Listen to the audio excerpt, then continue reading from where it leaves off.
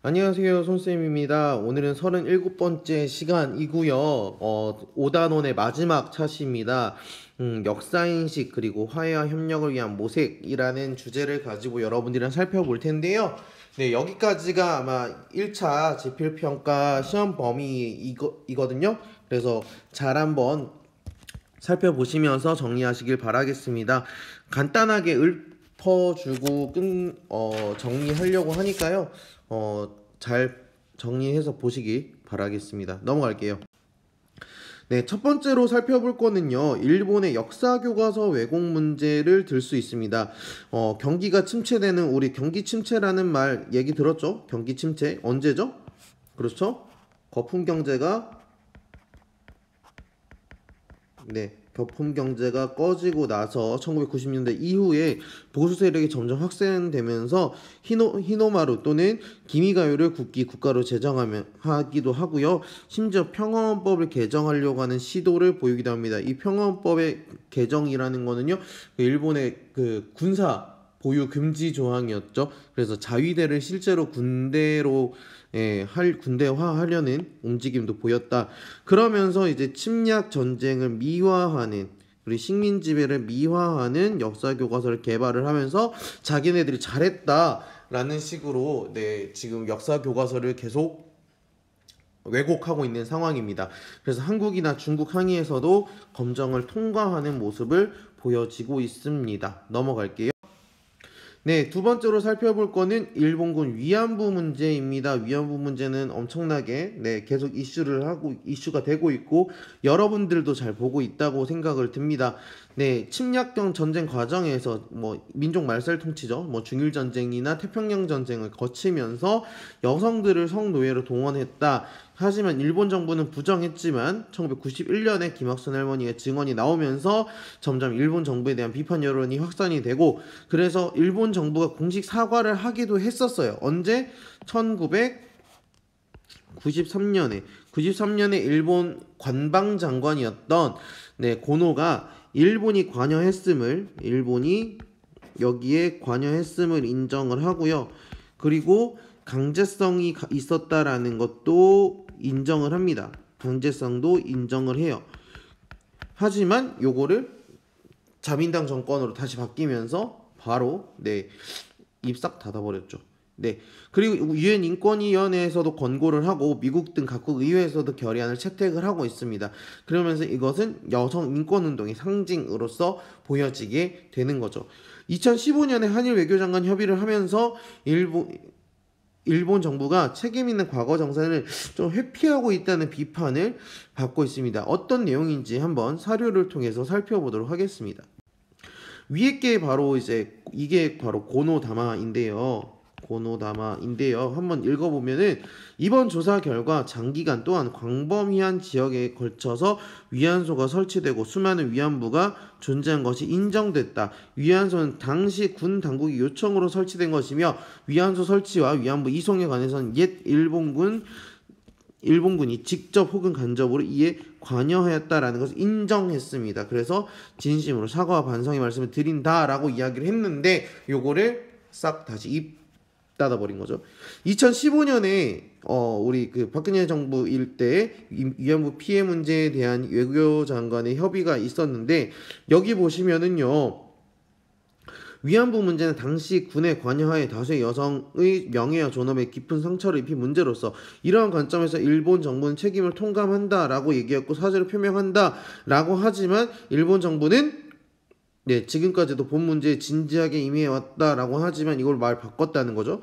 그리고 일본 정부 예산에 의해 모든 전 위안부들의 명예와 존엄 및 회복의 마음의 상처 치유를 위한 사업을 진행하기로 한다라고 얘기하면서 돈으로 해결하려고 하는 모습. 그래서 그에 대해서 위안부 할머님들이 굉장히 분노하는 모습이 아직도 그 당시 뉴스로 되게 떠오르고 있는 기억이 나는데요. 일본이 하루빨리 이거를 공식적으로 인정을 하고 우리 위안부 할머님들이 돌아가시기 전에 이거를 빨리 조속히 해결하는 문제가 해결되었으면 좋겠습니다. 넘어갈게요. 선생님이 조금 여기에서 그 강조를 하고 싶은 문제가 바로 이 야스쿠니 신사 참배 문제입니다. 역사 교과서 왜곡 문제 그리고 위안부 문제 같은 경우에는 굉장히 여러분들이 잘 알고 있고 이슈가 많이 되고 있는데 야스쿠니 신사 참배에 대한 이야기는 여러분들이 잘 모르지 않나라는 생각이 들어서 조금 자세하게 다뤄보려고 합니다. 야스쿠니 신사는요, 제2차 세계대전의 A급 전범들이 합사되어 있는 신사입니다. 그래서 그것들을 이제 일본 총리들이, 주요 정치인들이 계속 참배를 하면서 이들을 기리는 모습을 살펴보고 있습니다. 즉 이들에게 신사 참배가 단순히 그냥 제사를 지낸다라는 것만 생각하는 것이 아니라 얘네들이 잘했다라는 것을 일본 정부에서 인정하고 있는 거거든요. 그래서 아베 정권에서도요, 2013년부터 그리고 현재 스가 정권에서도 공물을 복납하거나 그러면서 참배를 하기도 하고요. 2020년에 작년에 아베 퇴임 후 두 번째로 야스쿠니 신사를 참배하는 등 계속 이런 정치 액션을 보여지고 있습니다. 그런데 그렇다면 여기에 있는 A급 전범들이 어떤 사람인가를 한번 살펴보면 여러분은 굉장히 놀랄 것입니다. 넘어갈게요. 바로 여기에 있는 쌤이 여기 찾아서 보여드리는 게 야스쿠니 신사에 합사된 A급 전범자들의 이야기입니다. 첫 번째로 도조 히데키 같은 경우에는 태평양 전쟁을 일으킨 총책임자, 그 진주만을 폭격했던 그 총책임자고요. 버마, 지금 미얀마의 도살자라는 역할을 갖고 있었던 기무라 헤이타로, 그리고 전쟁외교, 그리고 심리학전쟁 주도, 필리핀 포로를 학대했다든지 항복문서에 서명한 사람이라든지 태평양 전쟁에 관여한 사람이라든지, 그리고 수탈 정책을 했던 사람, 그리고 진주만 기습 승인 또는 만주의 식민지화를 마련했다는 사람, 그리고 중일전쟁 당시에 난징 대학살을 했던 주범, 그리고 만주사변의 주모자, 중일전쟁 기획자, 전쟁외교를 수행했던 사람들, 이런 사람들이 A급 전범으로서 야스쿠니 신사에 합사되어 있다는 거예요. 그럼 그들의 행동이 정당화하고 있다는 거죠, 일본에서는. 그런 문제를 여러분들이 조금 기억을 해 주셨으면 좋겠습니다. 넘어갈게요. 네 번째로 살펴볼 문제는 바로 동북공전, 이제 중국과 관련된 문제인데요. 2002년 이후 중국 정부가 진행한 대규모 역사 프로젝트입니다. 그러면서 고조선, 고구려, 발해 역사를 중국의 지방사로 편입해서 역사를 왜곡하고 있는 거죠. 그래서 우리는 이거를 주권의 침해라고 반발을 하고 있는데 현재는 동북공정이 종료됐다고는 하지만 이와 관련된 서적이 계속 출간되는 등 아직 불씨는 남아있고, 그러면서 중국인들은 이 지역이 지금 현재 중국 영토니까 이들의 역사도 중국의 역사라고 주장을 하고 있는 거예요. 정말 그런가요? 글쎄요. 넘어가도록 하죠. 그렇기 때문에 이 역사 문제를 해결하기 위해서 여러 가지 국제 연대들이 있는데요. 이런 역사 왜곡이 있으니 일본 교과서나 이런 교과서에 대해서 일단 수정 요구안을 발행을 하고요. 우익 교과서를 채택을 하지 말자라는 운동을 하고 있습니다. 하지만 이런 것들을 이제 일본이 역사 교과서 왜곡한 사실이 점점 많은 교과서에 이게 실려가고 있다는 게 문제예요. 그래서 이런 것들을 어떻게 고쳐 나갈까를 살펴볼 수 있겠습니다.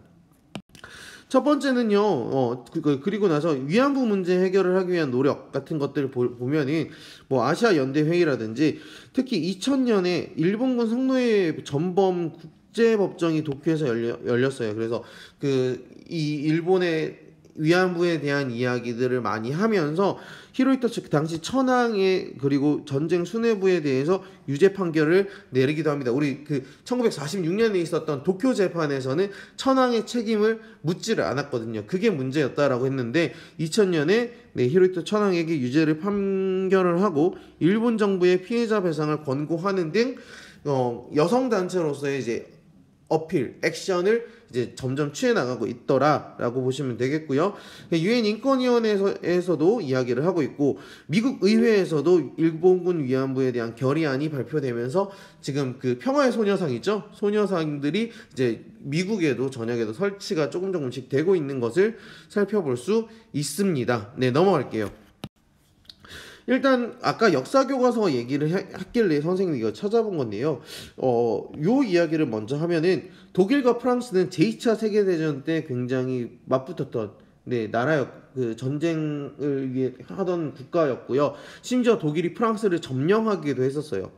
그러니까 그 역사적인 부분을 살펴봤을 때 독일과 프랑스의 그 관계가 약간 우리나라와 일본과 같은 관계라고 볼 수 있는데, 이들이 공동으로 역사 교과서를 만들어서 공동의 역사로서 그 프랑스와 독일의 역사를 공유하고 있다라는 게 이제 서로에 대한 역사를 이해를 하는데 확대하고 이 평화와 인권에 대한 가치를 학습할 수 있는 교재라고 생각을 합니다.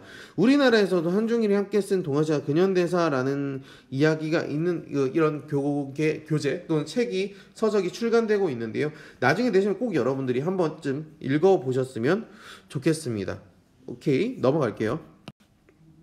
또한 역사 NGO 활동이 있는데, 선생님이 그 찾아보다가 NGO 세계대회라는 게 있었습니다. 그래갖고 요런 고리 깊은 모습, 그리고 합리적인 대화나 평화적 방법으로 해결하고자 하는 노력이 지금 현재도 이루어지고 있다라고 여러분들 정리하시면 되겠고, 역사도 공동 연구를 통해서 아까 그 교과서를 출판한다든지 그런 식의 활동을 통해서도 화해를 할 수 있지 않을까라는 모습을 조금 기대를 해 봅니다.